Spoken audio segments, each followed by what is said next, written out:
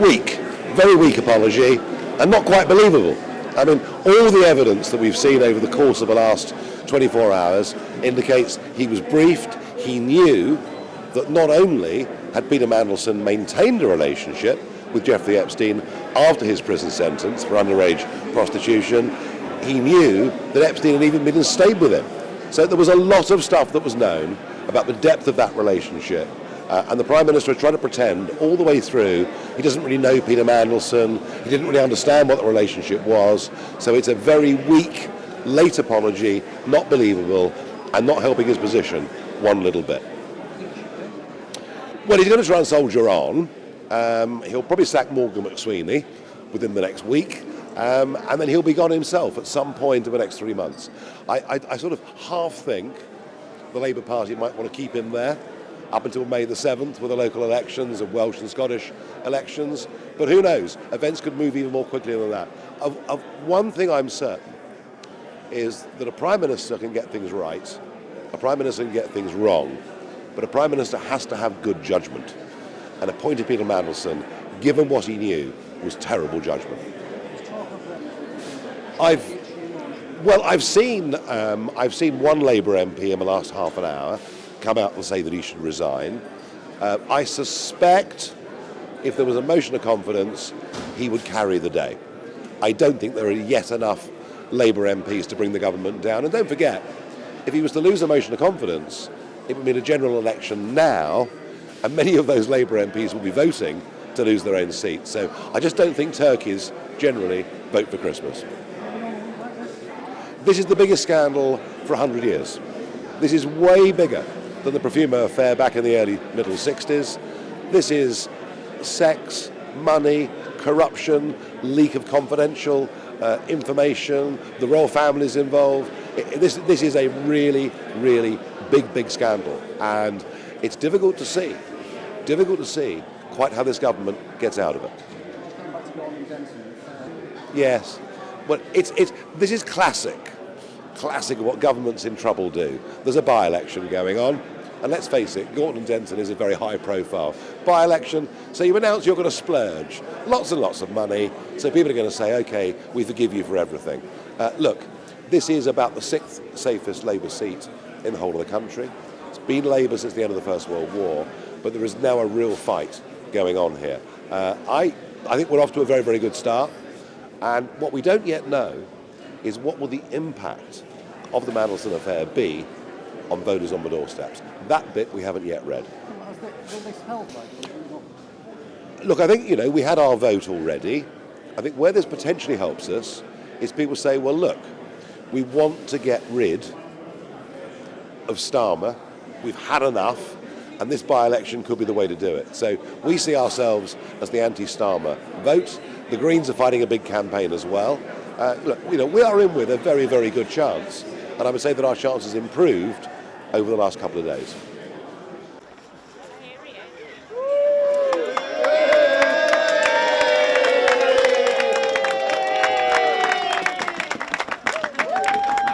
I know that our candidate Matt is putting everything he's got into it, and boy, just think of it.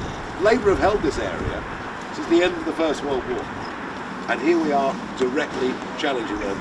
From what I can see of it, looking at the numbers, we're off to a very, very good start. So let's keep doing it. Let's run to the line, and the office is nice and warm as well, isn't it? So let us. I declare this campaign office for the Gorton and Denton by-election on the 26th of this month with our candidate Matt Goodwin. I declare this office well and truly open!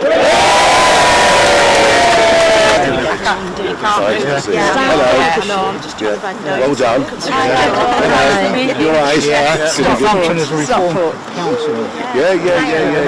Hello. So we've got one of the councillors here. It's lovely to see you all.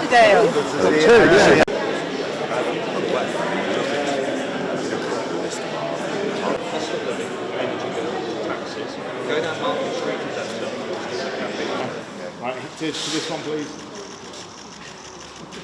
Excellent, thank you. Okay, guys, up to the back here, please. Yep. Thank you. Cheers. That is an amazing reception and I would wager it's better than the reception Keir Starmer's going to get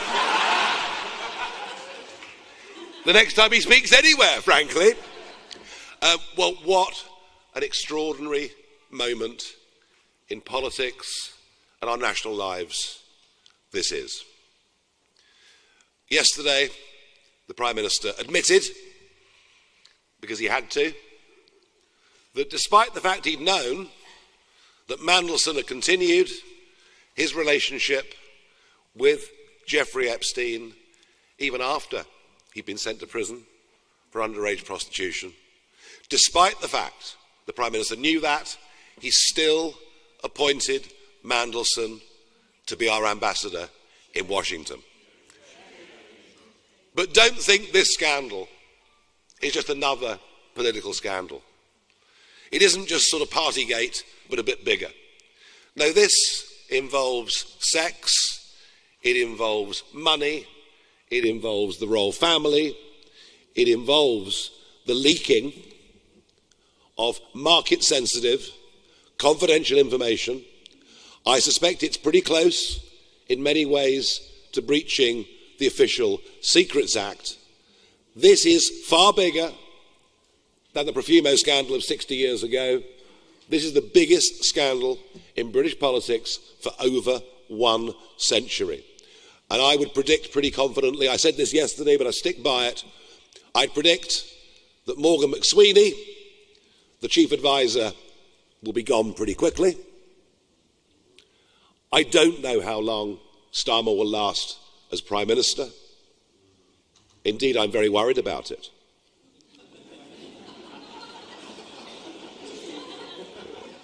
I want him to stay forever.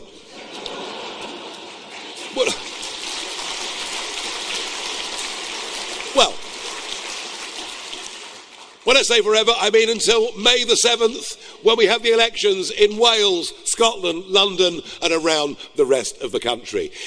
That's what I'd like to see.